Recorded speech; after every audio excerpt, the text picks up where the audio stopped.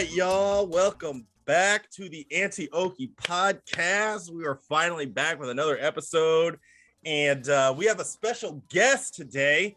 Drew, you want to introduce yourself to the audience? Yeah, for sure. My name is Drew, aka Booty Sweat 4491. I have a YouTube channel and a Twitch channel, and I make mostly NRS based content, specifically MK11, some MKX, some Street Fighter, and other stuff like that. But pretty much everybody watches my NRS stuff. So tight. So we're gonna talk to you a little bit about that NRS scene today, because I'm curious about it. Because I play Mortal Kombat 11, but like I'm not like deep in that shit like some of the other games. But I'm sure you have some some stories you want to tell us about. But Ceelows, what the fuck's going on, man? How the hell are you? It's dude, bro. I'm just thriving in the Midwest, bro. That's kind of the idea out here. Like, fuck the East Coast. I'm done with it, bro. Like, what's happening over there? Anything fucking exciting? It's just winter. I'm just waiting for winter to be over. I'm just looking at like real estate and shit. And, nice. Lots of snow, dude. It's infinite. Like because we've had snow for like the last like month and a half that has not melted, so it's just like all stacking up on the sidewalk. But whatever, like over here, like when you pay taxes, you actually see it, which is nice. So you see the plows at night and shit. So it's totally fine. Nice. Yeah, I'm just grinding YouTube like really hard right now. That's all I'm really trying to do, because I have a hunch that like when Project L comes out in like 2 years or 3 or whatever it is, like that's gonna take like the number of fighting game players to like exponential numbers. Oh, so yeah. I'm kind of just like, I might as well establish my presence as much as I can before then.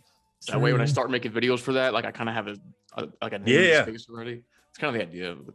Tight, man. Yeah, I mean that's the way to do it. I got to get back on that YouTube route, man. I've just been grinding hard on like all of this like game design stuff, and like I'm working on the 2D beat 'em up. I actually should send you guys some of the sprites, because we hired an artist and he's like developing sprites for the main character right now, and it's starting to look really good. So I'll be putting out some more the stuff you were showing me is pretty sick. YouTube and stuff. What's that? The stuff you're showing me was sick. Yeah, man. Well, so that's just like a random game, but like the game that the main game I'm working on is a 2D beat 'em up, and y'all will learn something. It's gonna be sweet. I got a lot of stuff. We got a lot of stuff to talk about. So a bunch of stuff has gone on since the last time we spoke. There's been a couple acquisitions that I wanted to talk about, just real briefly, like in terms of like the business side of what's going on with games. You guys know that Microsoft bought Activision, and Sony bought Bungie almost as like a fuck you, like right back. Yeah, that's what that was. Yeah. I don't know. I mean, both of those companies have said though that they're not going to be changing anything with their business strategy. Like everything is still going to remain multi-platform, and it's just going to be kind of like housed under that label. And I wanted to get you guys' takes on this, because my position here is that I think that the gaming landscape is pretty much gearing towards like platform agnosticism, and you see that like with Sony coming out with the show for Xbox last year, and then this year it's come on Xbox again and the Switch, and then Banjo-Kazooie's coming back to Nintendo. Microsoft and Nintendo are working together, all that kind of stuff.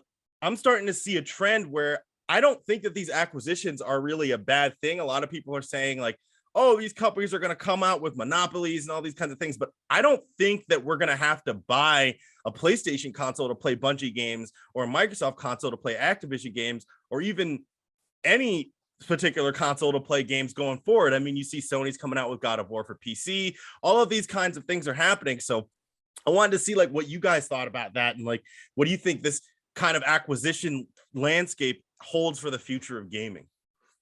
You can go ahead, Drew.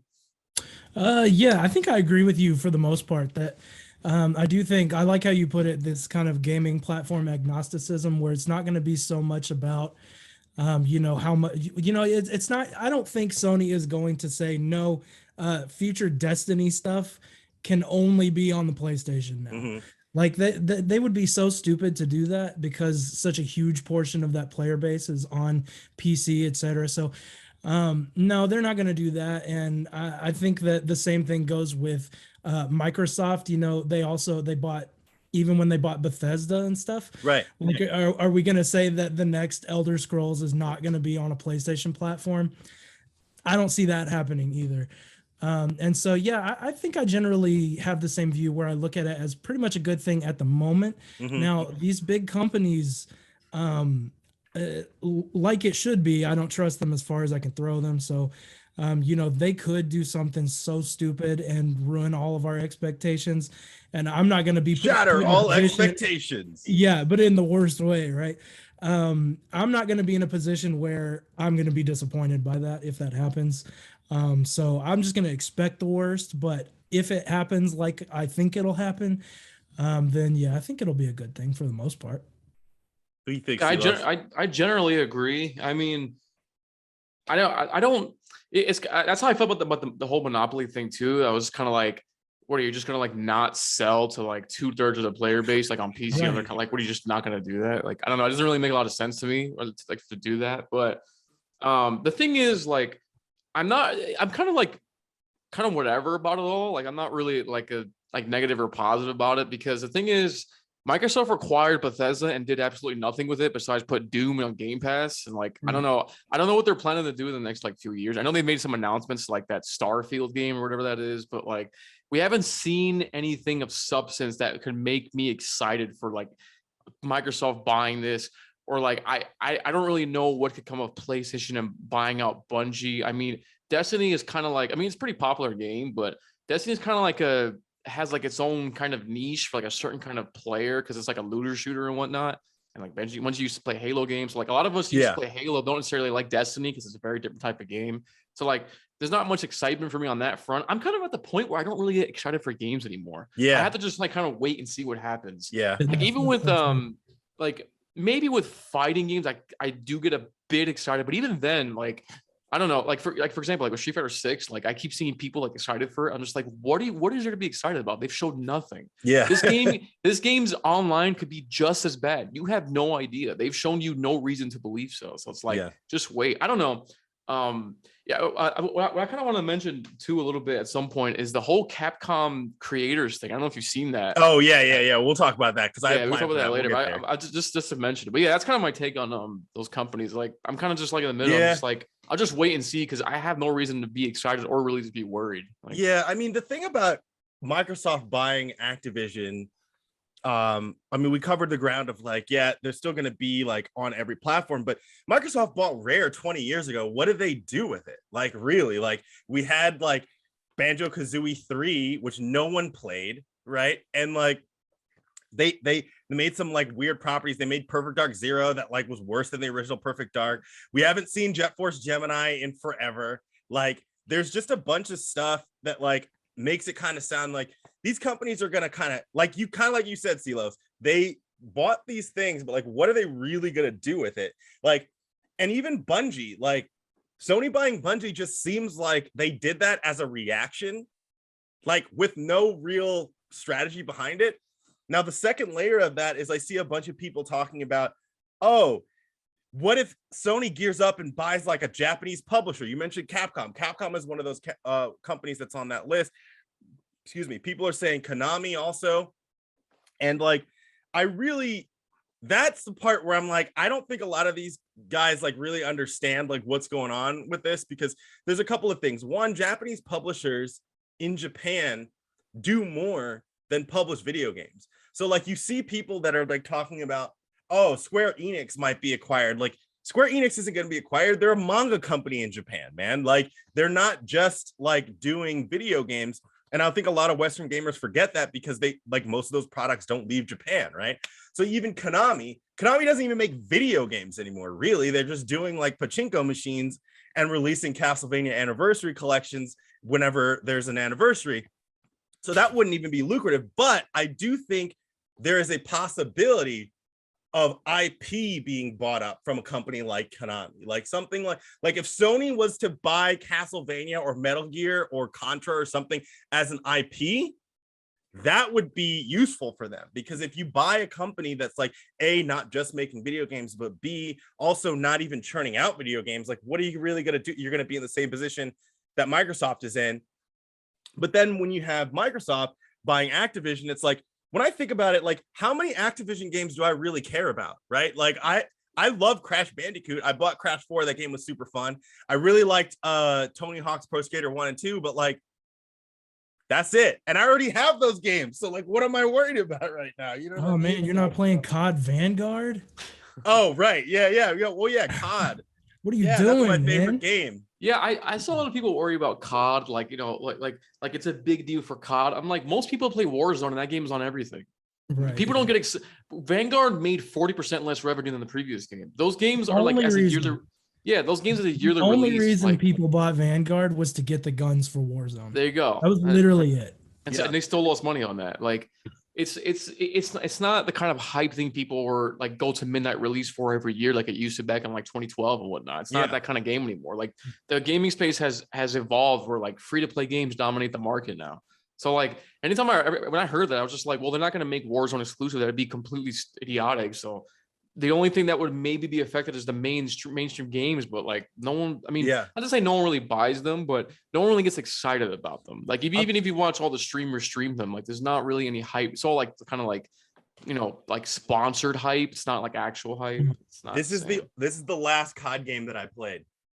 That's the legend right there. This is the last, and it's great. And I got the remake too, and I didn't even play it. I'd rather actually play that one. Yeah, it's like I don't know. I feel like that audience is like a very, to be frank, I feel like it's an easy to please audience. It is. You know what I mean? And like I definitely fell off that, but like those people are gonna get what they want out of this deal anyway, right? Yeah. It's not like they're gonna have to buy an Xbox to play their COD game. I mean, so there's really nothing to really worry about. I don't really see the potential of like a monopoly. And like I was saying, like people are saying, oh, well, who's Nintendo gonna buy? I'm like, Nintendo doesn't care about any of this. Have you seen, like, Nintendo's been going their own way since the N64. They don't care. Like, you know what I mean? Yeah. Like, so I don't know. I just think this is an interesting conversation. I think that like a lot of people who were getting like feeling some type of way about it, like, I agree with you, Ceelows. Like, I'm not really super excited about a bunch of stuff anyway. So it's like this news is just kind of like, I saw it and I'm like, oh, okay. Like, because my take is like, we gotta, I mean, just gamers in general gotta stop being like getting emotionally attached to video games. Like, these are products made by companies. You gotta stop really getting on our feels about it. So like when this kind of things happen, it's like, you got to keep like a healthy skepticism. Like, I don't know. That's a really common thing when especially a lot of fighting game players, they have like a lot of emotional attachment to like, you know, Capcom or like Bandai Namco. I'm just like, I don't know. If you ask me, Harada seems like an asshole. The game is in not a very great state, and this guy just like deal with it. It's like, fuck this guy, dude. Yeah, kind of, right? Yeah, like, why are we sitting like? And it's funny because these gamers are typically like very left, and like they tend to simp for companies. Like, it's just so weird to see. Like, whatever. Yeah, the Harada thing is so odd. People are like, oh, he's so cool. He's so cool.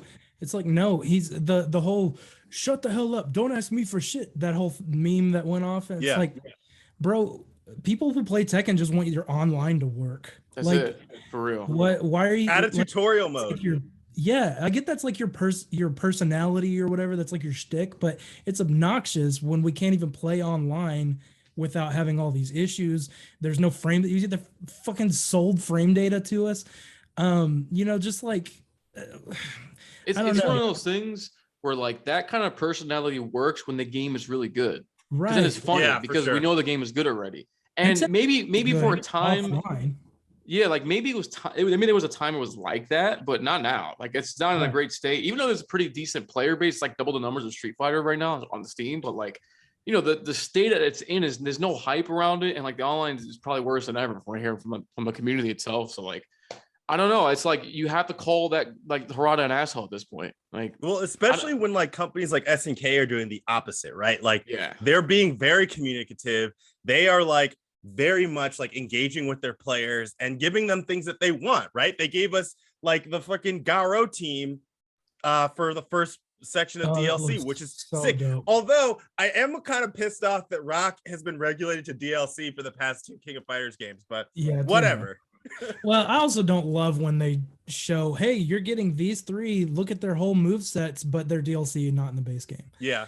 That always kind of annoys me, but it's not the end of the world. I mean, whatever. Yeah, I mean, like at this point, I've kind of accepted the reality of DLC, and I understand like why it exists, especially because like games are way more expensive to produce than they used to be.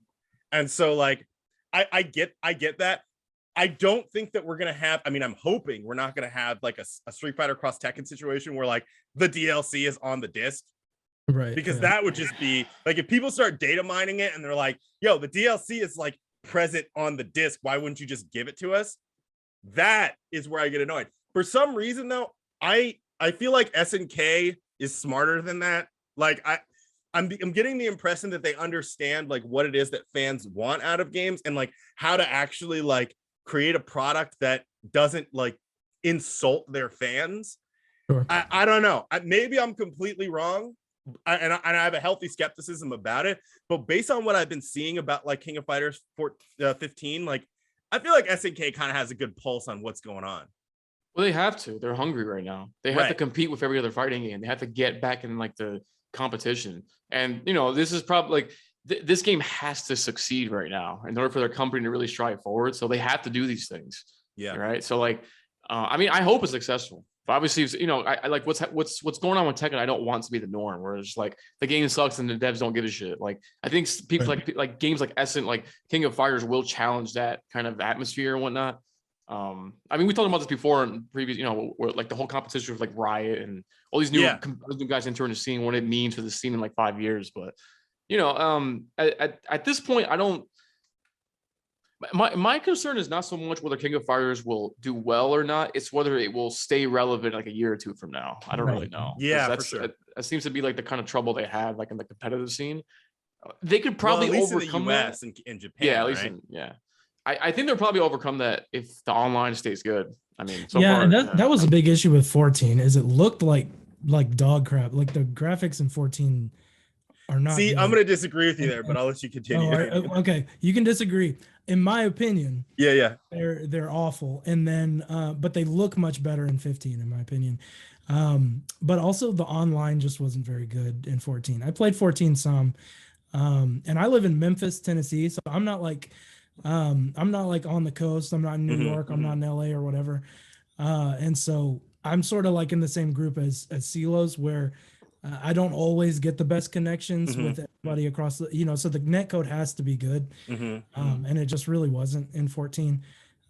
So I don't know. I think hopefully with the game quality actually being better overall, it'll have more of a, longevity.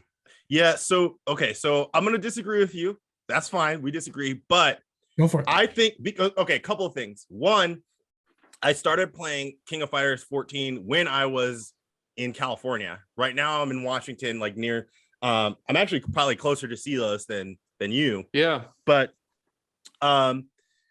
so when but I also started playing King of Fighters 14 way later. I was playing 13 for a long time. And then I got 14 like at the end of its life cycle. And I remember when people were saying like, oh, this game looks like a PS2 game. I don't know, man. I think those character models look pretty good. I personally like the way that they look, but 15 does look a lot better, and that's because they did like a cell shaded kind of graphic style, which makes it look more comic booky, which I really, really, really, really like. But and then in terms of like the online, some of the lobby system in that game is probably the best I've ever seen. Like legit the best I've ever seen. The fact that you have like different types, you have your elimination, you have your team, you have your sync, all that kind of stuff in one lobby, and you can have like a bunch of people in there and then swap out. I've had so much fun online just playing with people, like people on PSN, and just kind of switching out the types of games that we want to play in the single lobby. So I'm really hoping that makes a return in 15, because I really, really enjoyed that compared to like some of the older like King of Fighters releases that have gotten like updates, like King of Fighters 2002 that has like really nice rollback. Yeah, fantastic, but there's no lobby system. Yep. And that's whack. Although I think that they just added that to 98, which is cool, but like, why not 2002? Like some of those calls, I'm like, what the hell is going on over there? But I've been saying for the longest time that because a lot of people like talk about like gameplay and like there's a really big discussion on whether gameplay should be simplified or whatnot. I know we've had a few like episodes about that, but like, what about the modes? You know, like where's team battle? Where's 2v2 mode? Where's 2v2 online rank? I swear, to this day, Street Fighter Cross Tekken had the most innovative game mode of any fighting game. That 2v2 online rank while you're in training mode with your buddy waiting for a match was like the most innovative thing. It's I don't know why sad that was on that game though. Yeah, I don't know why they don't try to bring that back. Like I hope Project L does something like that, because like I'm like that was the reason I played that game. I would hop into a party chat, my buddy, yo, you ready? You pick up Bison, I pick Ken, and we practice combos, go into a match. Like it's so sick. I'm like, where is this innovation? Well, that was Oda, man. He's gone. That was all Oda. You know what I mean? And like, Ono. Sorry. Ono, yeah. Oda's the OG guy. Ono. It was all him. He was like obsessed with team stuff. You know what I'm saying? It's fun. It gets so that's the whole reason that game exists. Yeah. But then they dropped it all on Infinite. So right, yeah. And Mortal Kombat 9 had that online team battle where you could play and tag in and out as well. And I don't know why they haven't put that back in, because everyone. Oh yeah, that's right. Yeah. Yeah, MK9's online was doo-doo feces. Yeah, I agree. Okay, I'll agree with you there for sure. Okay, but that was one really cool thing about it, is you could play with a friend and do the tag mode. Right. All right. Speaking of though, we're gonna talk to you about the NRS scene. So you're in there. You're in that NRS stuff. You're in the Mortal Kombat stuff. And on this podcast, we like to rip on a lot of the nonsense that goes on in the FGC. So tell us a little bit about like what your experience is being in a scene where like the face of it is Sonic Fox. Right. So Sonic Fox, it's interesting. The place that I come from is that I am a big advocate of like personal freedom, which I assume you guys both are too. Yeah. Oh yeah. And the biggest thing about freedom to me is that you have the right to exist and do whatever you want as long as it's legal and not hurting somebody else. Mm-hmm. And people don't care. Like people leave you alone and they don't care.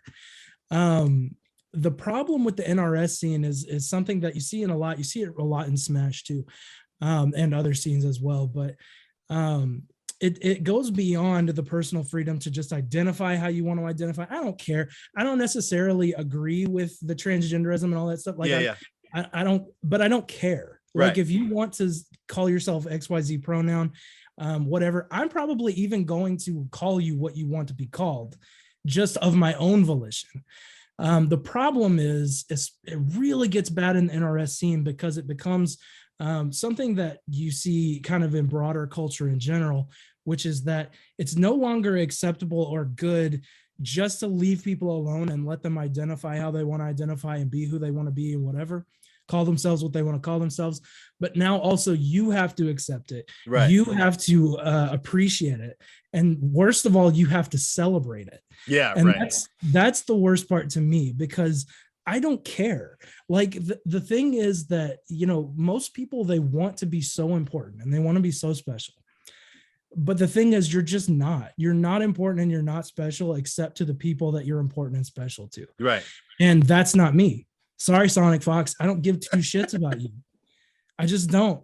I get it. You're one of the best fighting game players of all time. You're the best. You're not the best MK11 player anymore, but at one point you were the best MK player, whatever. But I don't care. I'm just trying to play the game. I'm just trying to upload videos and teach people how to play the game better. Mm-hmm. That's what I want to do. But I get sucked into, so I've interacted with the NRS community a lot, but I've never really considered myself much of like a part of it. Mm-hmm. Mostly just because I don't want to get wrapped up in the inherent politics that come with a part of the NRS community. Because then there was all this other stuff, like when MK11 first came out back in 2019, there was all this like this uprising, this uproar because the female characters weren't as I guess like scantily clad. And, they like covered them up. Yeah, they covered them up and they reduced some of their proportions. They don't have watermelon tits anymore. They've got like whatever. I don't care about that because I just wanted the game to be good and I played Baraka anyway, so I'm not out here simping for Baraka. But like, well, the best thing about MK11, the fighting is fantastic. I love it. The core gameplay is fun. That's the thing. Fun. A lot of people, that's kind of even controversial because a lot of old school people don't like some of the mechanics and stuff. But I like it a lot, barring one or two things. But It was so weird because like I don't care if they like if Scarlet doesn't look like she did in MK9 where she was wearing basically nothing, and they put her in like a full outfit in MK11. I don't care. I honestly think some of those costumes look cool. I think a lot of them look really really sick. Scarlet looks dope. Yeah. I played her for a while. That was my second character. She looks like Scarlet. Betty Spaghetti in MK9. I can't stand the way she looks. But the issue was not with that, but more with the like artistic directors and stuff that came out and were like, oh, well, you know, we decided that it was offensive to dress the girls that way. We decided that it's not practical for them to dress that way. So we're putting more armor on them and stuff. You wouldn't go into a fight dressed so scantily. I'm like, okay, you look at UFC. What the hell are they wearing? UFC? Right. Yeah. Every time I hear that, I'm just like, look at every fighting sport. Are they wearing armor ever? No. Like literally none of them. On top of that, all of the female characters in that game are wearing fucking heels. Like exactly. Yeah. Like 10-inch heels. You can't fight in that. Unless you're that dude on Twitter. What's the I don't remember the guy's name, but there's this dude who wears these like long ass stilettos and does crazy flips and shit on the internet. It's the most wildest shit I've ever seen. He's basically a Guilty Gear character. That's pretty dope, actually. But yeah, I guess just like the politicizing of it and the dishonesty of it is what bugs me about it. Design your character however you want. I don't care. But I don't know, just we had to do it this way because we didn't want to offend our such and such gamers, and it just makes more sense this way. And meanwhile, Luke hangs out there with no shirt on. Right? Like, one, what you just said, it's not realistic to go into a fight wearing heels for the most part, right? One, so your first argument's out the window. Two, all of the male characters are still shirtless. So Rocco's got a loincloth. Right. So that's ridiculous. But also, like, who is it offending? Like, do you know who your core audience even is? Like, the most offensive thing to me about MK9 was Sonya's face. It just looked bad. Terrible. But like, obviously, like, you have to think about like who your core demographic is, and the core demographic of fighting game players skews male. Let's just be honest, okay? And guys like big titty bitches. Sure. Okay. But again, like, I don't really care. I agree with you. I don't really mind the costume changes. I actually think most of them look dope. But when you change or when you use like weird justifications for why, it starts to become like you're kind of treating me like I'm an idiot. You know what I mean? And then you also don't do it the same for the male character. So you actually don't care. Plus, there's an argument to be made. My lady even mentioned this because I told her about this. Like when we first started dating, I think MK11, I can't believe MK11's been out for so long, but I know, almost 3 years. When we first started dating, I showed her Mortal Kombat 11 and I explained to her like what was going on with the costumes and stuff.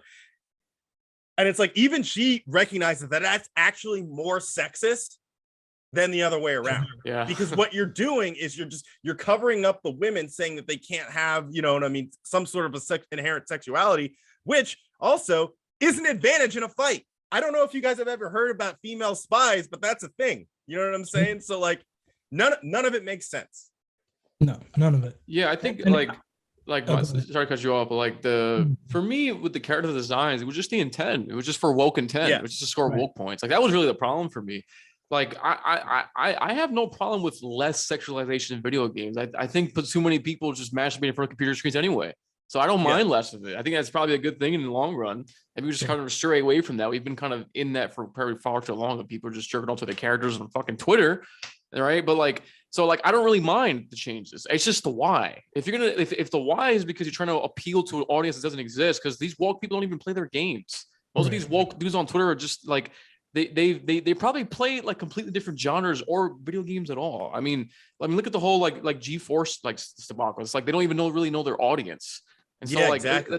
That's really the problem I had with it. It wasn't so much the costume change. It was just like who they're trying to appeal to. The people you're appealing to are not people who are buying your game. So why even bother? But if you wanted to just make those characters like those are just your designs, and that's that. Like I like most of the designs. Like the majority of the characters. Why can't it just be that? That's what's so frustrating. Why can't it be? Well, why did you cover Scarlet up so much? Because I fucking wanted to. Because she looks cool. Right, exactly. Yeah, In the she does look story. cool in that game. Why do It's we just- have to yeah. be like, oh, because what she was wearing in MK9 was problematic? No, shut up. Just say because she looks sick. I don't know. Yeah, right. Yeah, I like this design. It looks dope. Yeah. I mean, It just ain't a big deal. But you're talking about people who don't even understand the characters that they're using. Like Yeah, what was 100%. it? The QA person step. I actually ran into this person at Evo, Stephanie Brownback. Yeah. Mhm. So 16. I was watching one of the streams back in the day. Yeah, formerly Steven, right? I was watching one of the streams back in the day, and they were talking about not Scarlet, Sindel, right before Sindel came out, and it was like, oh, why did we make Sindel a bad guy? Because first of all, the story, they destroyed her story, completely ignoring canon from all of the other games, from MK9 on. This is supposed to be a continuation of that story, but whatever, right? Why did you make Scarlet evil? Oh, because she looked evil. What? That's the point of the character. Yes. That she's supposed to look that way. She was brainwashed in the old games. Like, Yeah. and then you guys rebooted the universe and you wanted to ignore the canon from the exact last game because she looked evil. Dude, that made me so mad because first, like, they basically said, okay, these characters were problematic because they were like too sexualized. Then they made Sindel a thirsty MILF. Yeah. Yeah. She's It's like, what? she's hyper sexualized. Right. Oh yeah. More than she's ever been. Right, exactly. And why? Because it's like I just don't know. I just don't understand the reasoning behind it. It they're just not even agreeing with themselves. And it's like, again, you're just insulting my intelligence. I don't know that there is any there's no consistent reasoning. It's just flying by the seat of your pants, trying to just get points for things. And people didn't like that Sindel was like, oh, I heard that she looked evil, so we had to make her evil, which is the dumbest crap I've ever heard. But then on top of that, I heard, well, she was like kind of a damsel in distress character before, but now she has her own agency. It's like, yeah, as a gold digging slut, like, that's right. How is that better? I don't understand. Oh man. But yeah, man, it's just those whole decisions with MK11. Like, I this is why I say the best part of that game is the fighting. Mhm. The story was complete trash, in my opinion. Like, Yeah, these guys, I'm like, where the hell is Eddie Boon to like do something about this? These guys are destroyed. Do you even know what's happening at this company anymore, dude? Like, come on, man. Trolling on Twitter. Yeah, right. He's too busy doing that. Yeah. But Ceelows, you touched on something that I want to briefly touch on before we wrap up, since we're gonna get cut off here eventually. But the lewd content in gaming stuff. So you're talking about people like jerking off to game characters and stuff. I've had this conversation, and I agree with you that maybe desexualizing these characters is probably good, because you get all of these people that are just sort of horny for game characters, which is weird. Like, it's okay to like look at it and be like, okay, that's clearly an attractive character model. But like, if you're gonna sit here and just be like, oh, the purpose of these characters is to like get me aroused or whatever. I've literally had these conversations about like characters from like Dragon Ball Z, like Bulma, like, for example. Somebody's like, oh, the whole point of this character is to jerk off to it. I'm like, dude, like, we have these like this. So like, to some degree, to relate to what you're saying about MK11, it's like, I think that there's a net positive to maybe toning it down so it's a little bit. But I want to know what you guys think about that kind of stuff. Yeah, I think we've kind of, I think like we've kind of normalized like being a coomer too much. You know what I mean? Like, it's such a normal thing now on the internet, and like it's kind of had a net negative where like it's the kind of stigma around gamers is kind of taking on this new phenomenon where like gamers are just like these horny bastards because they just can't stop like foaming at the mouth over their characters. Like, you see it all the time in like, especially the Street Fighter community. Like, it's, you know, it's funny to laugh at once in a while, but like, you know, these are like 35-year-old men. These aren't like like 16-year-old kids and whatnot. I mean, most of people who play fighting games are usually like in their late 20s and 30s. Yeah, like, there's a lot of so like, I don't know. At what point I was just like, maybe we should just tone this down, guys. Like, you know, we're all getting older. Like, we're like, it's just getting like really cringe at this point, and I'm kind of tired of like normalizing this kind of thing. It's like, I don't know. It really puts it's this is why like what Drew said earlier about kind of like participating in the scene but not really being in it. Right, and that's kind of how I've been. YouTube allows you to do that. You can really like make content on things you like, but you don't really have to be part of the scene. Yeah. I mean, Lolter God is a great example of that. He's not part of any of the scene. He just does his own thing. That's why I really like YouTube and Twitch. But I digress. Like that's really a big reason why I'm not really into it. I've been asked like, how come you don't really play in tournaments and whatnot? I'm just like, I don't really care. Like I don't really care about the scene developing. Like we're a bunch of just like grown men just cooming over characters. Like it's just weird. I don't really want to be a part of that. Drew? Yeah, I agree. I think past me when I was a lot less mature, would have kind of pushed back against that and been like, no, don't take my super sexy waifus away. Yeah. But I do think it's a maturity issue, and it is disturbing to me as well when it's like a 35, 40-year-old guy that's like obsessing over, his character's G-string or whatever. Yeah, man. But I'm just like, you know what, devs, make however you want them to look, just make them look like that. If the game's fun, but I don't see any negative necessarily to kind of toning it down a lot. Again, in MK11, I think the designs really benefited from it. Yeah.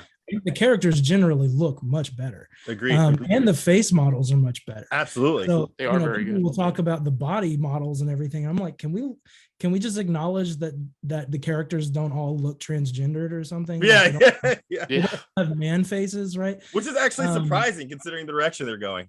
Right, exactly. They actually look pretty cute in the face, and they look nice. I love the way Jade looks. She looks like a young Eartha Kitt.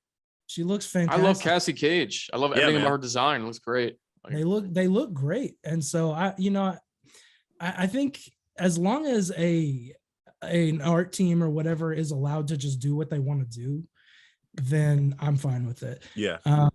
Don't start coming at me with useless platitudes about why you did it, especially being so dishonest about it. But yeah, in general, I think, I joke around about being a coomer. I'm obviously not one, but yeah, I think that it's probably overall a net positive in a lot of senses. Tight. Well, Drew, we're going to wrap this up in a second because we're going to get cut, but let these guys know where they can find you, all that kind of stuff. We're definitely going to have you back on because I really like chatting with you, man. Yeah, absolutely. I appreciate being here. Just find me on YouTube at Booty Sweat 4491, if I can remember, and Twitch at the same thing, 4491, Booty Sweat 4491. Is that a Tropic Thunder reference? It is. Nice. Good on you. Ceelows, let them know where they can find you. You can find me on Twitch and YouTube at Ceelows. All right, and you can find me at twitch.tv/MisterBehavior, youtube.com/MisterBehavior, and I'm back on Twitter at Behavior Return, so you can hit me up on there. Yo, great conversation. We're going to keep having more of these. This has been the Anti-Oki Podcast. We're going to see you guys on the next episode.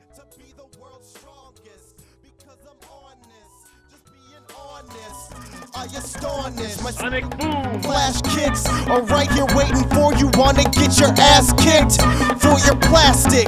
Your kung fu is weak and mine is chic and spastic. Fantastic. You're not a warrior, you're just a beginner. Get up, whip, and bask in the glory of a winner. My strength is much greater than yours. I'm a street fighting legend, the creator of wars. No use debating the score. I've waited patiently for someone to pound through the ground. I'll smash your face in the floor. Get lost, dog. I'm the boss. You can't compare with my powers. I play this game for the fame. They claim the hundreds of hours. Listen, it's a tournament edition. Challenging me is just like pissing in the wind. Doing KO since I was 1 day old. Keep on wishing, man, cause no, you'll never win. Yo, listen, it's a tournament edition. Challenging me is just like pissing in the wind. Doing KO since I was 1 day old. Keep on wishing, man, cause no, you'll never win. No need to worry, a state of euphoria. I won the tourney twice, now I am the world warrior. Using my kung fu to destroy you. Flurry of kicks which only your performer hard do.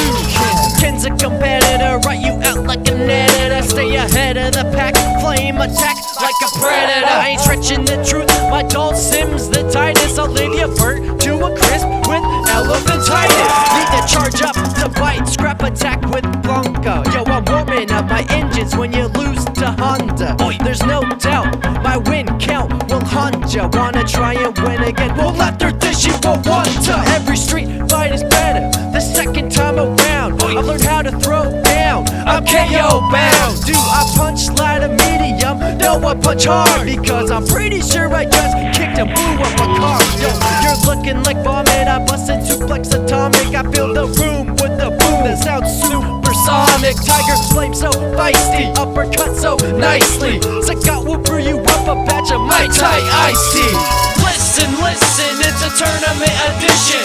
Challenging me is just like pissing in the wind. Doing KO since I was 1 day old. Keep on wishing, man, cause no, you'll never win. Yo, listen, listen, it's a tournament edition. Challenging me is just like pissing